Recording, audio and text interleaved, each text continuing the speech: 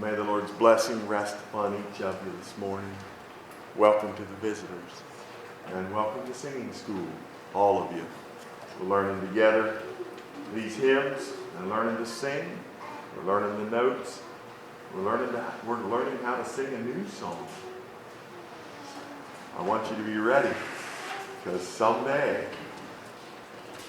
the Bible says in Revelation, those that gathered around the Lamb, Jesus, in the New Jerusalem, they sung, as it were, a new song. Let's enjoy new songs. Sometimes we dread them a little bit. But new songs are a blessing. They're good.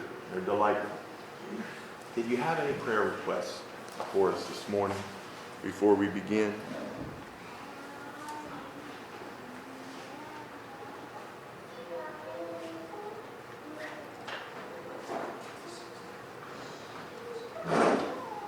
Okay, let's go ahead and have a prayer together. Dear Father in heaven, we thank you for your dear Son, the Lord Jesus. Thank you for sending him to this world to deliver us. And that you set us on a firm rock and gave us a song. Thank you for the fellowship of the saints and gathering together on the first day of the week, your children. We ask you to bless your children everywhere we gather together today. And those who are in fear of man, of authorities and enemies who are against them gathering together, dear God, we ask you to have mercy on them. We ask you to have mercy on us in the land of tranquility so far, that we would be kept from sin and be given strength for each day. Dear God, thank you. In Jesus' name, amen.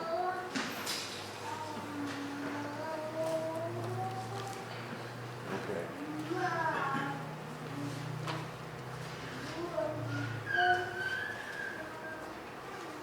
Have another couple of new hymns this morning, but I'd like you to stand. 81.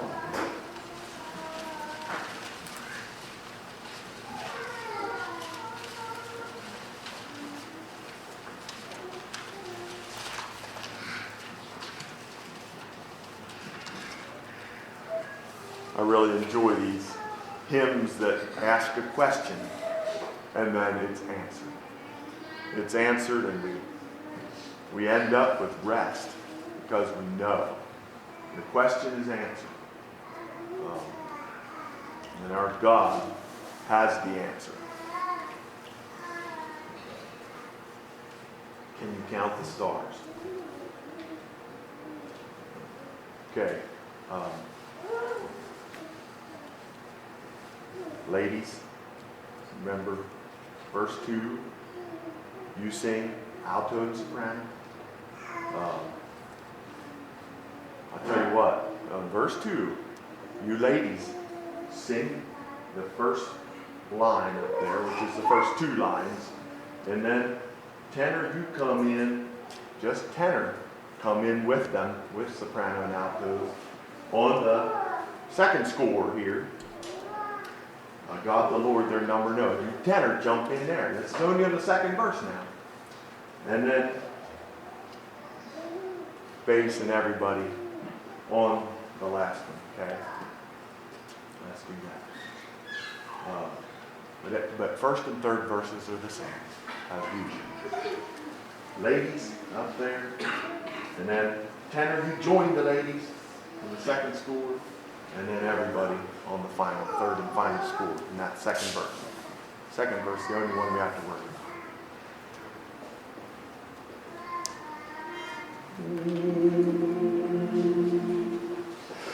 Can you count the stars that are shining in the sky? Can you count the clouds that daily over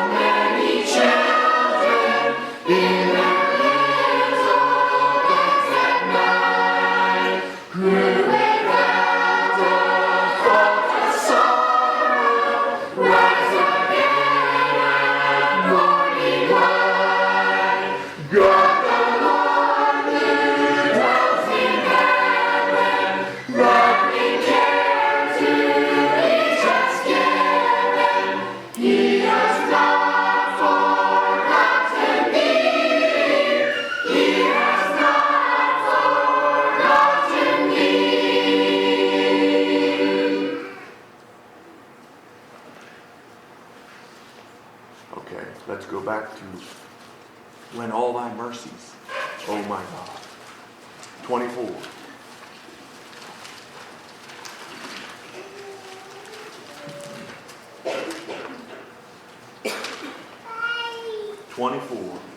Remember, you understand verse 2? Unnumbered comforts on my soul, thy tender care bestowed. Before my infant heart conceived, from whom these comforts flow. That's just such a blessing. We bring these little babies to church. They start getting bigger. They don't understand a thing. All they do is cry for their food. And the Lord blesses them with comforts, unnumbered comforts. And now this is an adult writing, saying, long before my infant heart conceived, from whom these comforts flow. And so he's trying to make up for lost time. Bless and thank the Lord for past mercies. We need to remember that. Ready?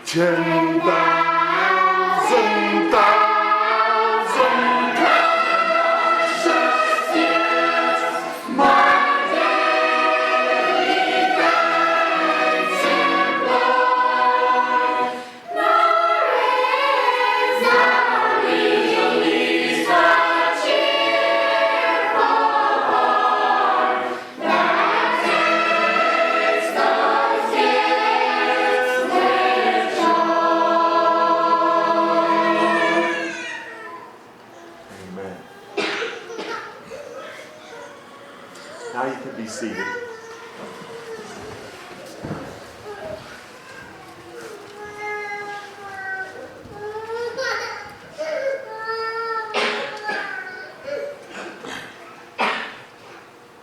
In Psalm 116, I think it's verse 8.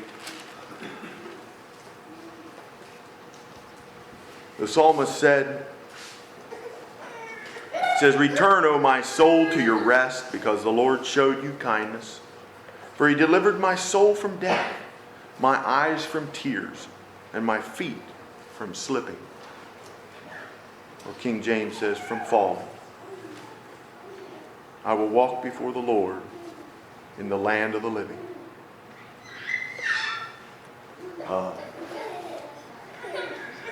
My grandpa Rohr used to talk about it on the pulpit when he would preach. Often quote this verse, "For thou hast delivered my soul from death, mine eyes from tears, and my feet from falling." And he would say again and again, it doesn't mean, if I'm delivered from falling, it doesn't mean I was never down. It doesn't mean I was never low. But the Lord raised me up, and he kept my feet from falling. And if he kept my eyes from tears, it doesn't mean I never cried. He dried my eyes and kept me from falling, and kept me from crying. And so we thank the Lord for that. And 88, number 88. Jesus said, there are 99 sheep that weren't lost, that were in the fold, and they stayed there. They were kept there by the shepherd. But one of those 100 sheep was lost. And he went out and he found that sheep, and he brought it home on his shoulders, and he rejoices more over that sheep than over the 99 that need no repentance. Think about that. He rejoices more over that sheep than over the 99 that need no repentance. So I was thinking about that Psalm 116, how he's delivered our soul from death, and our eyes from tears, and our feet from falling. And we're thankful for that. We want to stay in the fold. But remember, that lost sheep that he finds, he rejoices more over. And we ought to think about that and rejoice too more over a lost sheep who's been found. So here, the story of this hymn, I've told it before. I'm going to tell it again. Elizabeth Clephane was a lady that wrote this poem, and it got in the newspaper.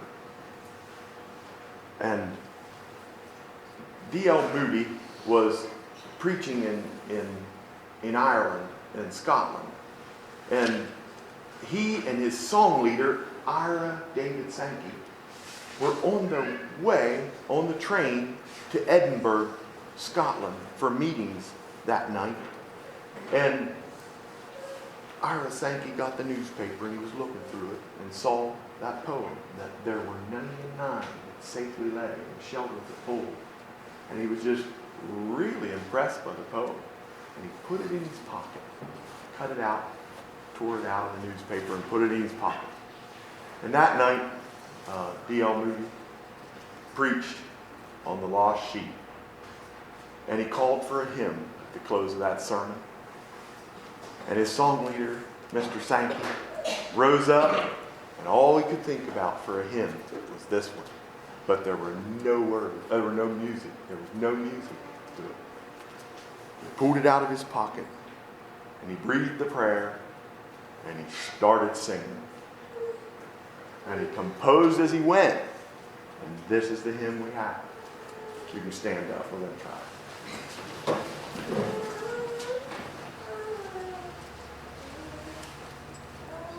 There were 99.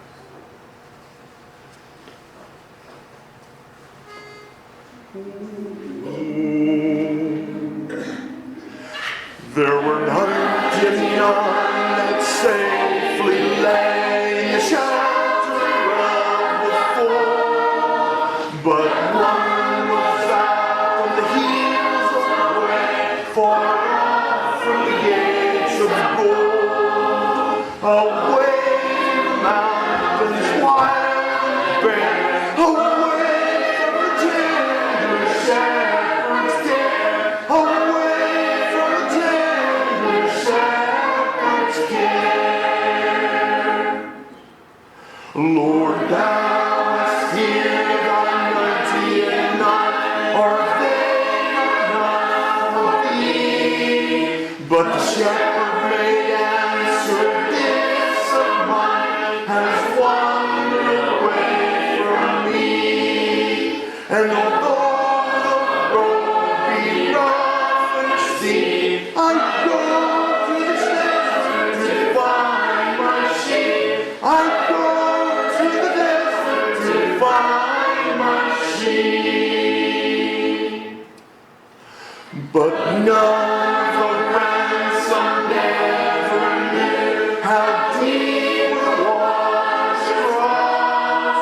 nor how dark was the night that the Lord passed through, ere he found his sheep that was lost.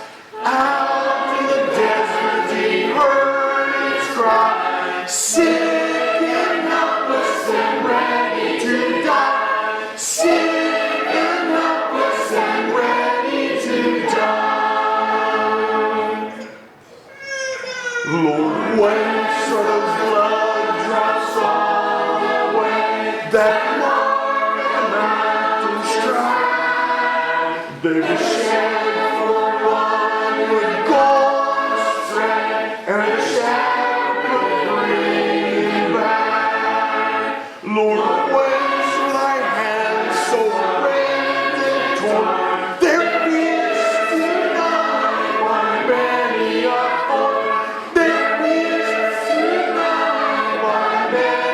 a thorn. But all the mountains thunder and over the rocky sea, there arose a glad cry to the gates of heaven, rejoice for found my sheep. And the angels echoed around the throne, rejoice for the Lord brings back his own. Rejoice for the Lord brings back his own. Praise the Lord.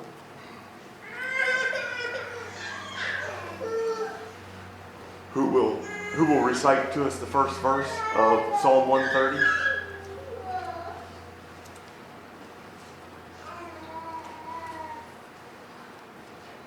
Last week's assignment.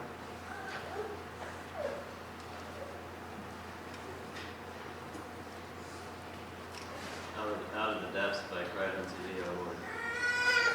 That's Amen. verbatim Amen. of the chant. Yes, of the chant. It's the King James, verbatim for King James. Out of the depths I cried unto thee. Very good. Well, try again next week. Come with that next week. Have it memorized.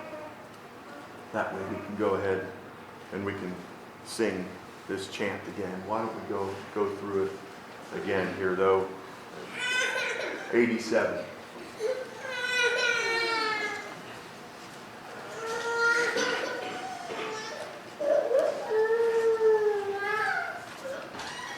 Let's do the humming first. All of us.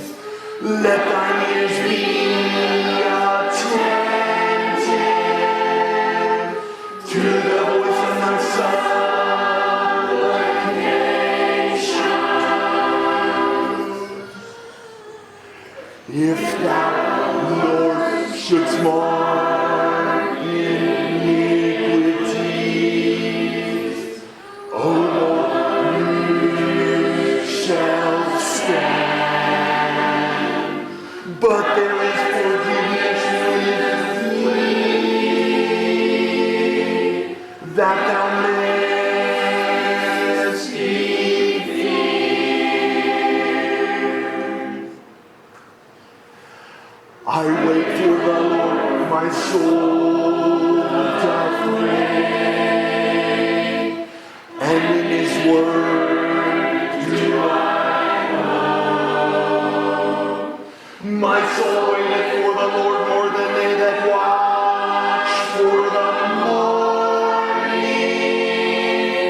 I say more than they that watch for the morning. Let Israel hope in the Lord. For with the Lord there is mercy, and with him there is plenteous redemption. And he shall redeem Israel from all his iniquities. We're learning it. I messed up a couple times. Should we hum it overtime? Let's do it.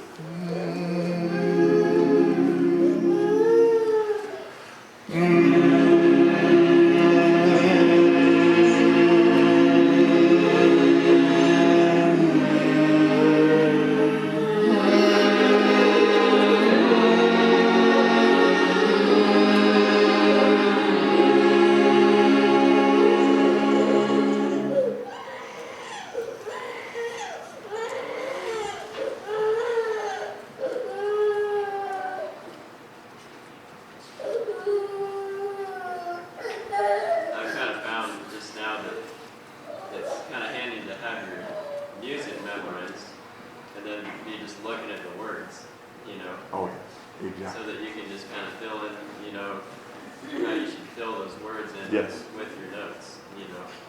Yes. Anyway, that's what Very worked for true. me. It's really good. Memorize the music. Yeah, that way we can get those syllables in italics held out. And we can chop it where we have commas. Okay. Did you have one yet? One of these. You wanted to select. Oh, of course. The God we serve. 89.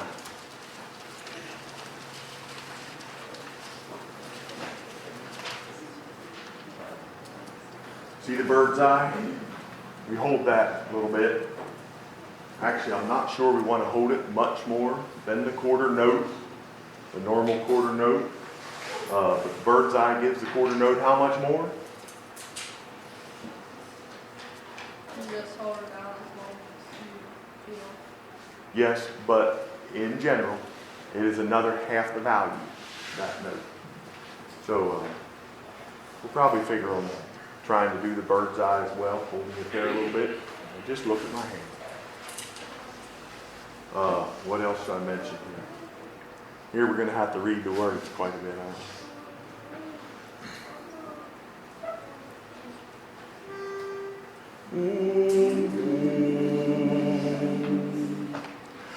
Three fine young men have opened with faith and courage bold. Shadrach, Meshach, and Abednego did as they were told. But when an idol white and high with celebration grand was to be worshipped and adored, they firmly took their stand. The God we serve rules over all. He heeds the cry of great and small. The God we serve is with us now. We will not bend. We will not bow.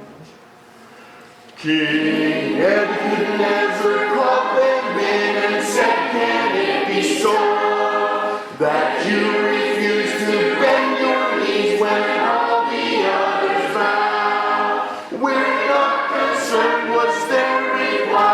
King to answer here. The God we serve, for Him we die, but He can save us through. The God we serve rules over all. He heeds the cry of great and small. The God we serve is with us now. We will not bend. We will not bow.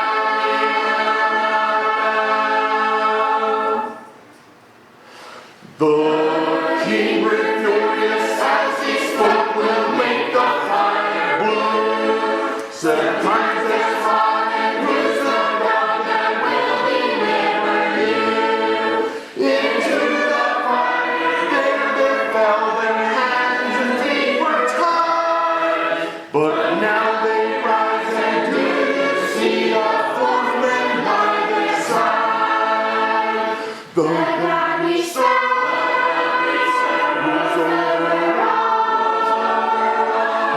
He's the crown of great and small.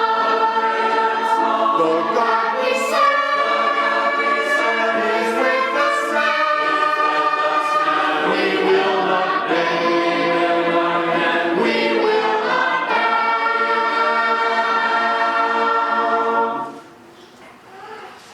Almighty dragon sees the King and those who witness good. For men are loose and what He said is like the Son of God. He called them out and blessed the Lord, for not a single word had even singed nor had the smell of fire passed from them there. The God we serve rules over all. He's the crown of great and small. The God we serve is with us now. We will not bend. We will not bow.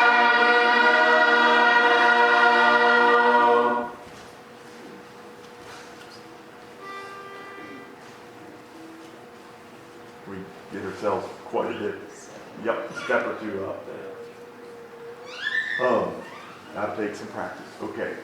I'm not sure if the bass there, if you could, if it's best to stay right there on the do at the end, or could you experiment a little bit with dropping on that last syllable? It was an accident.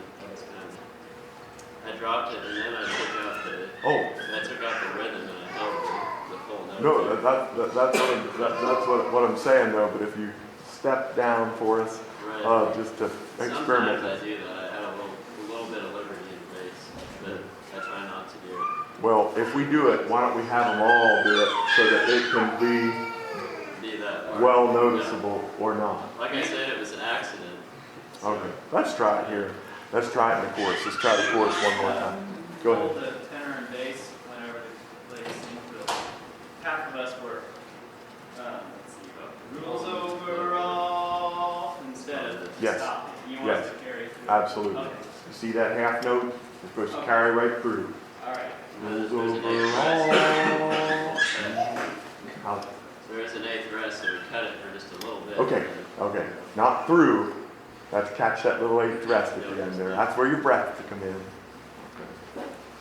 Let's try it. So And bass is gonna sing. yeah, give it to low us. do. Basses Do. will sing low do and hold that full quarter up at the end. So that's No. how I do it. No, I thought we could experiment with stepping down. Oh, stepping down. Yes. Okay. I got you. Yeah, I understand. Okay, now how should that be? Do, la. Thou we will not bow. Do, la, sol, mi, do. Let's try it that way.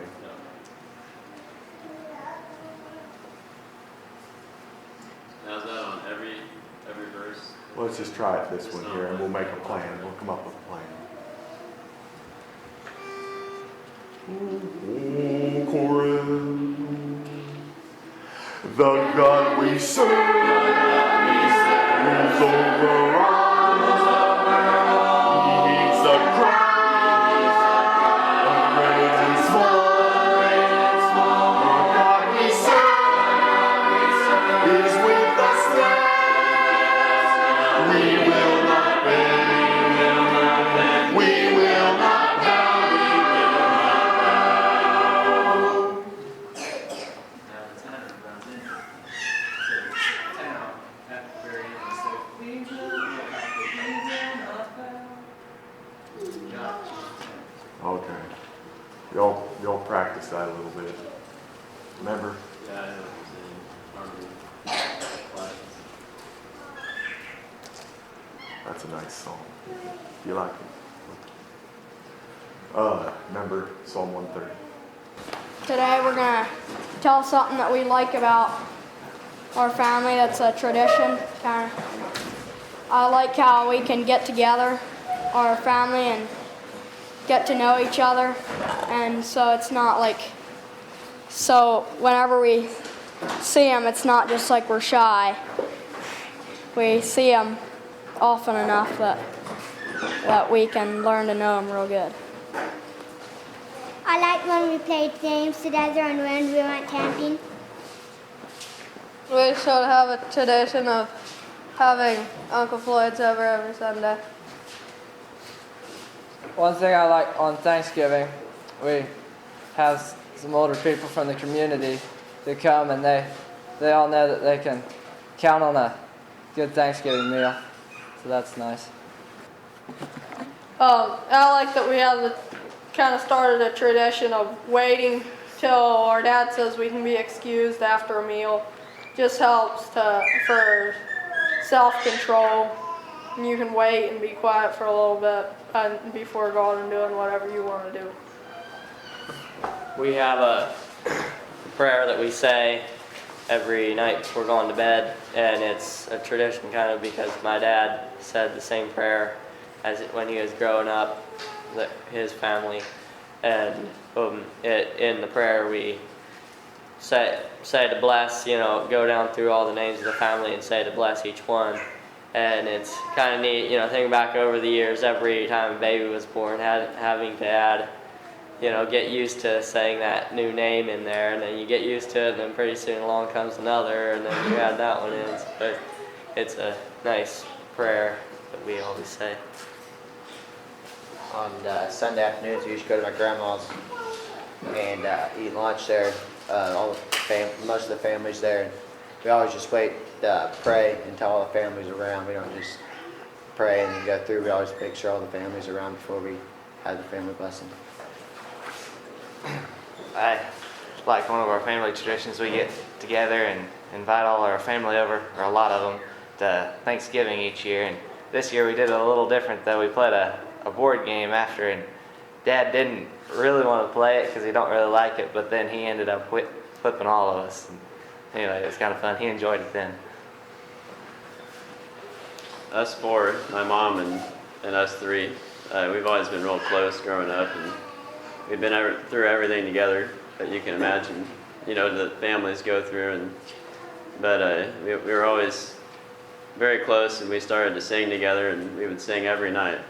And that was kind of one of our highlights of the day. And we started off without music. My mom printed out just several hymns that we listened to on these CDs of Mennonites, like Mennonite Hour and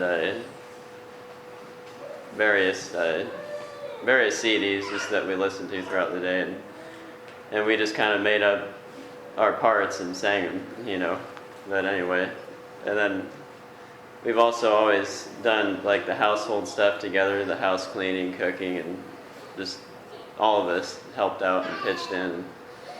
And I remember when I was little, I used to ask my mom, and I don't know why, I always got the same answer. But when I was bored, I'd go up to my mom and be like, "Mom, I'm bored, what should I do?" And I don't know what I was expecting, but she would hand me a broom and say, "Sweep the floor," And I'd just be like, "No, I don't mean that kind of bored." But anyway. I don't really have a specific thing, but I was just thinking about it. It's all the little things in life, like, you know, maybe one year you'll do this with your family, then next year you'll do it, and then the next year you'll do it, but then the next year you don't do it, and then you're like, well, I don't wonder why we didn't do this year. It's the little things in life that you miss. One thing I was gonna say is, in our family, our parents are raising us to be, you know, in the right environment, but we could get used to it being too easy. But I appreciate my dad not making it too easy, and when there's work to do and we do it and do a mistake, that gets brought up and we get told to do it better next time, and that way we learn that life just everything isn't easy, and we learn to hoe our own row and do everything right.